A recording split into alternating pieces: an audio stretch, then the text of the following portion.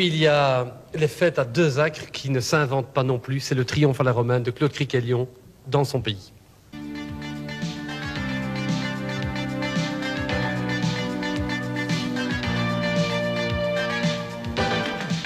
Quelle impression ça fait, Claudie, d'être là, escorté, fanfare, triomphe, calicot, des milliers de gens dans les rues?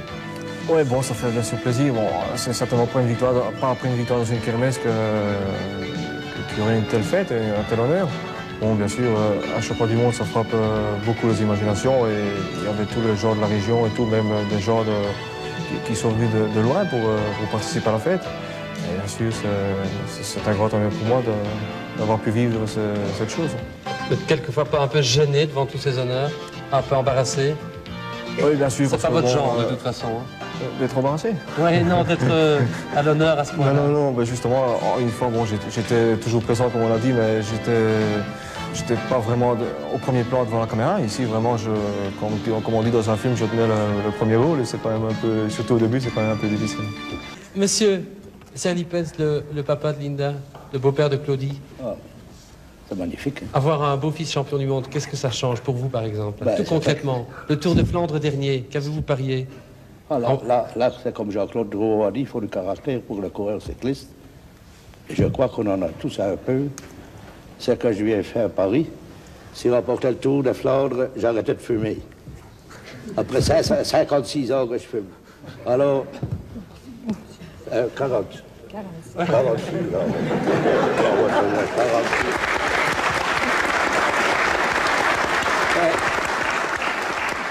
Mais dites, l'homme n'a pas changé. Claudie, vous n'avez pas changé. Et c'est ça qu'on aime bien chez vous. C'est de retrouver l'hiver un coureur qui, en dehors des pelotons, reste un chef de maison et un père de deux enfants qu'on va voir tout de suite. Bon, bien sûr, après le championnat du monde, la tondeuse à gazon s'est motorisée. Forcément, on a moins de temps et peut-être un peu plus de sous quand même, malgré le fisc, et c'est tant mieux. Mais quand on est du pays des carrières à Lessines, on a une brique dans le ventre et on aime construire. Alors l'hiver, eh bien, on le met à profit pour d'abord réparer la grange d'une ancienne ferme qui est devenue la maison de la maman de Claudie. Vous y avez travaillé des heures et des heures. Et puis améliorer le confort de la maison Claudie Criquelion, où il habite pour l'instant. Donc on a fait les trottoirs, il a fait les trottoirs, les pavements, construit un parking, aménagé le jardin. Ça, c'est la griffe Claude Criquelion. Également des remises, un poulailler. Ah, c'est l'homme de la nature, Claudie. Oui, chaque année, pratiquement, après chaque saison, j'ai un petit bâtiment construit. Bon, il y a deux ans, j'avais préparé le poulailler. L'année dernière, on avait acheté un petit poney pour les enfants. Bon, j'ai dû faire un box. Et comme ça, mes hivers passent très rapidement. On a vu également les bois là, que vous avez coupés, 15 stères en un hiver. Et alors, de temps à autre, un peu de détente. Le tennis, mais c'est pas votre fort. Bon, j'en ai pratiqué comme ça pour... Pas, hein. Non, pour s'amuser, mais bon... Claudie, c'est autre chose que de jouer au tennis. Oui, mais ça me plaît beaucoup, bricoler et tout. Avec mes études que j'ai faites dans la maçonnerie, c'est plus ou moins la même chose, alors ça me plaît. Alors l'amour des bêtes, l'amour de la nature, des animaux, ça c'est Claude Criquelion.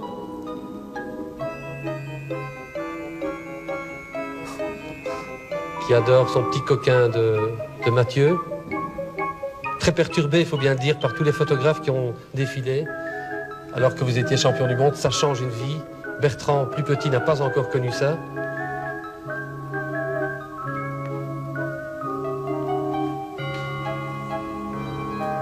C'est mon papa.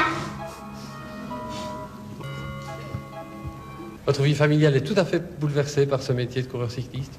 Oh, bouleversé, bon, on s'y habitue, quoi. On s'organise et puis maintenant, c'est comme ça, quoi.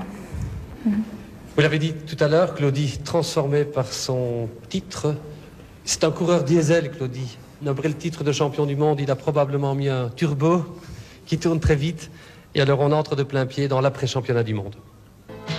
Pour le Grand Prix Merckx, où à la façon de Jean-Luc Van Den Broek, Claude Criquelion domine tout le monde, ce n'était pas un rouleur contre la montre, pensait-on. Eh bien là, il gagne. à la VDB, permettez-moi l'expression. Et puis alors, cette flèche wallonne de 1985, échappée décisive, et la victoire triomphale, ah oui, la confirmation, on peut le dire, du titre arc-en-ciel. On ne s'était pas trompé de champion. Liège-Bastogne-Liège, il attaque souvent, mais que voulez-vous, on n'a pas de sprint, et contre Moreno-Argentine, il n'y a rien à faire, on termine deuxième en tapant sur le guidon, regardez bien. C'est le signe que, et voilà, c'est le signe qu'on a envie de gagner maintenant et qu'on sait qu'on peut. Et puis le championnat de Belgique à Alanzy, dans le Luxembourg, qui était, dit-on, tracé pour Claudie, encore fallait-il gagner. Vous avez été tout au long de la journée avec Rudy Danens dans les premiers, mais il manquait quelque chose, mais quoi, pour être champion ce jour-là? Mais bon, on le voit, Danens, bon, peut-être il n'a pas bien entendu, mais on a eu une mésentente qui a duré pendant quelques secondes. Et je dois dire que, d'ailleurs, on voit très bien les images. Moi, je suis avec un braquet beaucoup plus grand que celui d'Agadour. Et il a attendu trop longtemps pour m'annoncer le sprint. Dommage. N'empêche, après le championnat du monde, vous avez commencé à étonner tout le monde et à épater quelqu'un qui est aujourd'hui devenu de vos amis et qui est un tout grand champion, et on l'appelle immédiatement.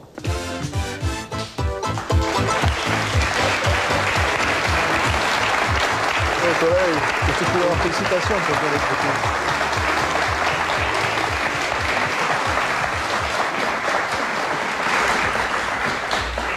Laurent Fignon, on sait tout de Claudie, il est super, il est formidable, et comme tous d'ailleurs les coureurs cyclistes, vous êtes des durs. En plus, il est drôle, Claudie, non? Oui, bien sûr. Dans les pelotons, on rigole beaucoup avec Claudie, bien sûr. Dès qu'il me voit, il rigole, de toute façon.